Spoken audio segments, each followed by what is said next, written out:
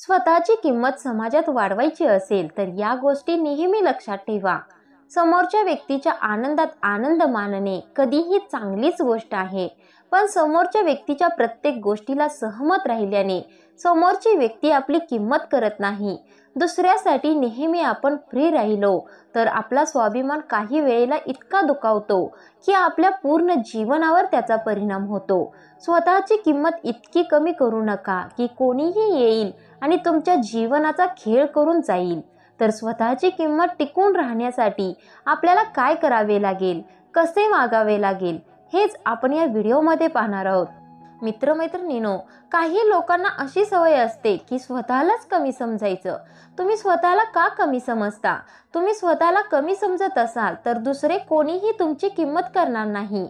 त्यामुळे तुम्ही स्वतःची किंमत करा. स्वतःला इतके आकर्षित बनवा की समोरच्याने तुमची किंमत केलीच पाहिजे. समाजामध्ये किंवा चार लोकांमध्ये बसून गप्पा करताना आपल्या वाणीवर कंट्रोल ठेवा. वायफळ बडबड करणे कधीही स्वतःची किंमत घालवण्याचेच लक्षण आहे. ज्या वेळेला ग्रुप गप्पा चाललेल्या असतात त्यावेळेला समोरच्या व्यक्तीचे बोलणे पूर्णपणे ऐकून घ्या आणि मगच तुमचे मत मांडा. तुमचे व्यक्तिमत्व स्ट्रॉंग ठेवा.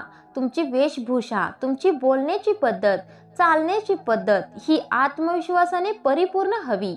चालताना नेहमी खांदे आणि मान ताठ करून चाला. चालण्यामध्ये, बोलण्यामध्ये एक प्रकारचा ॲटिट्यूड ठेवा.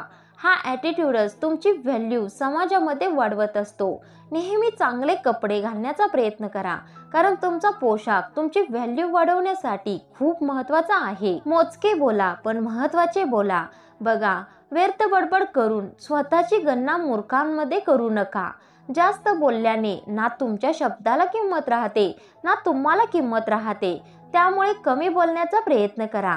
कमी बोलल्याने स्वतःची किंमत टिकून राहते. कारण ज्या वेळेला तुम्ही बोलत असता त्यावेळेला समोरची व्यक्ती तुमचे बोलणे नीट लक्ष देऊन ऐकून घेते आणि तुम्हाला तुमचे मत मांडण्याची संधी मिळते.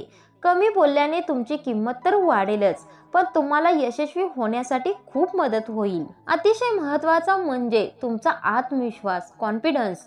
तुम्ही जसे आहात, काळे, गोरे, उंच, गिड्डे किंवा आणखी काहीही असो, जसे आहात तसे स्वतःच्या दुनियेमध्ये राजा बनून राहा. तुमच्या डोळ्यांमध्ये आत्मविश्वासाची चमक झळकली पाहिजे.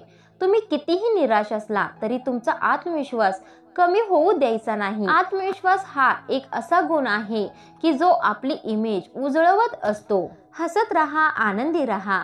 बघा, मनामध्ये इतका आनंद आणि चेहऱ्यावर इतके समाधान ठेवा की समोरचा व्यक्ती विचारात पडला पाहिजे, याला इतका आनंद कोणत्या गोष्टीचा आहे. आणि जी व्यक्ती आनंदी असते, समाधानी असते, अशा व्यक्तीकडे नेहमी लोक आकर्षित होतात. अशी लोक सर्वांनाच आवडतात. अशा लोकांना कोणीही दुखवू शकत नाही, कारण त्यांच्या मनामध्येच एक प्रकारचा आनंद आणि समाधान असते. जर स्वतःला चार लोकांमध्ये उठावदार बनवायचं असेल तर चेहऱ्यावर आनंद आणि मनात समाधान नक्की ठेवा. स्वतःच्या समस्या, स्वतःच्या अडचणी कोणालाही सांगू नका. आचार्य चाणक्य म्हणतात, आपल्या आयुष्यातील दुःख जगाला सांगत फिरू नका, कारण त्या दुःखाचे हसू झाल्याशिवाय राहणार नाही. त्याचबरोबर आचार्य चाणक्य हे देखील म्हणतात की कितीही जवळचा मित्र असला तरी त्याला आपल्या समस्या सांगू नका, कारण तो आपल्या समस्येचा कधी ना कधी गैरवापर आपल्याला निराश करण्यासाठी नक्की करतो. आपले दुःख, समस्या इतरांना सांगा, पण लिमिटेड. सगळेच आपले कौटुंबिक, व्यावसायिक, पर्सनल लाईफमधले प्रॉब्लेम्स इतरांना सांगू नका. यामुळे समोरची व्यक्ती तुमची व्हॅल्यू करणार नाही. अतिशय महत्त्वाची बाब म्हणजे निसर्गाचाच नियम आहे. आपण जे करू, जे वागू तेच आपल्या समोर, आपल्या बाबतीत घडणार. म्हणजेच लक्षात घ्या, आपण समोरच्या व्यक्तीला रिस्पेक्ट दिला तर समोरची व्यक्ती आपल्याला नक्की रिस्पेक्ट देणार. समोरची व्यक्ती कितीही आपल्याशी वाईट वागत असली तरी संयम बाळगून सहनशीलतेने त्या व्यक्तीला रिस्पेक्ट देण्याचा प्रयत्न करा. बघा, एक दिवस नक्की येईल तुमचा दुश्मन सुद्धा तुम्हाला आदर देईल. सतत तुमच्या समस्या एखाद्याला सांगत बसू नका. तुमचं दुःख, समस्या, अडचणी, तुमच्या आवडीनिवडी, तुमच्या आयुष्यातील घटना, तुमची कोणतीही पर्सनल गोष्ट असो, ती सतत इतरांना सांगितल्याने त्या व्यक्तीला तुमच्या भावना व्यर्थ वाटू लागतात आणि ती व्यक्ती तुम्हाला इग्नोर करू लागते, ना की तुम्हाला किंमत देते. त्यामुळे तुमचे जीवन एक उघडे पुस्तक बनवू देऊ नका. तुमच्या गोष्टी गुपित ठेवा. बघा, तुमच्या भावनांची किंमत खूप जास्त होईल. सतत दुसऱ्याला दोष देऊ नका. जर तुमच्या हातून कधी एखादी चूक झाली तर ती चूक मान्य करण्याची ताकद तुमच्यामध्ये ठेवा. असे केल्याने समोरच्या व्यक्तीचा तुमच्यावर विश्वास बसतो आणि ती व्यक्ती तुमचा आदर करते. स्वतःची चूक मान्य केल्याने आपले समंजसपणाचे लक्षण समाजामध्ये दिसून येते. तुम्ही जे कोणतेही शिक्षण घेतले असो, ज्या कोणत्या क्षेत्रात काम करत आहात, त्या क्षेत्रातले तुम्ही तज्ज्ञ बनण्याचा प्रयत्न करा. म्हणजेच त्या क्षेत्रात उच्च स्तरावर राहण्याचा प्रयत्न करा. कारण आपले त्या क्षेत्रातील उच्च स्तराचे पदच आपल्याला जास्त व्हॅल्यू देऊन जात असते. म्हणून आपण जे काम करत आहोत ते मनपूर्वक करून त्या फील्डमधील राजा बनण्याचा प्रयत्न करा. याचा अर्थ असा नाही की तुम्ही एकच प्रकारचे शिक्षण घ्यावे, तर प्रत्येक क्षेत्रातील थोडे थोडे ज्ञान ठेवून स्वतःची किंमत वाढवू शकता. निंदा करू नका.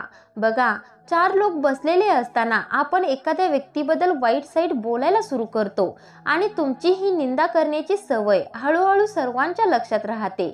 हा व्यक्ती सर्वांची निंदा करतो, सर्वांना वाईट साईड बोलतो.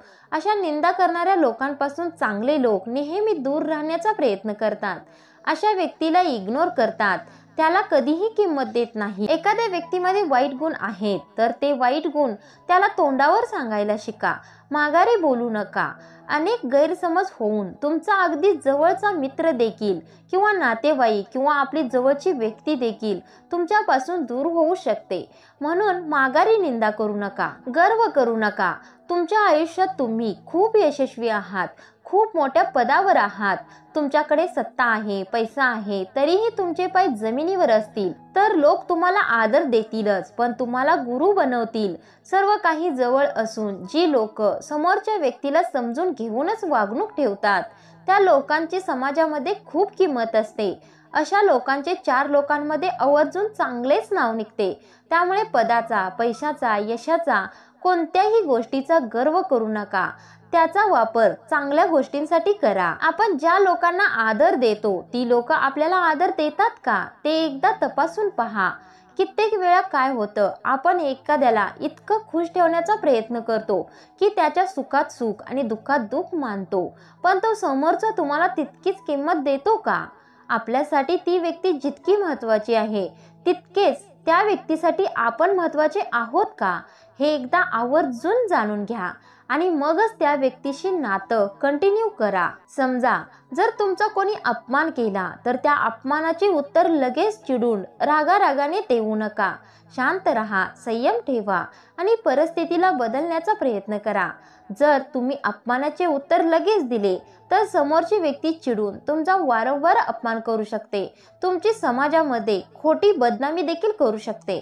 त्यामुळे अशा लोकांशी वैर घेऊ नका. जर तुम्ही शांत राहून उत्तर दिले तर समोरचा व्यक्ती गोंधळून जाईल की हा माझ्या अपमानाला प्रत्युत्तर का देत नाही आणि तो गोंधळूनच तुमचा आदर करायला भाग पडेल. त्याचबरोबर अपमान करणाऱ्या व्यक्तीला तुम्ही यशस्वी बनून एक आदर्श व्यक्ती बनून उत्तर द्या. तर हा व्हिडिओ तुम्हाला कसा वाटला कमेंटमध्ये सांगायला विसरू नका.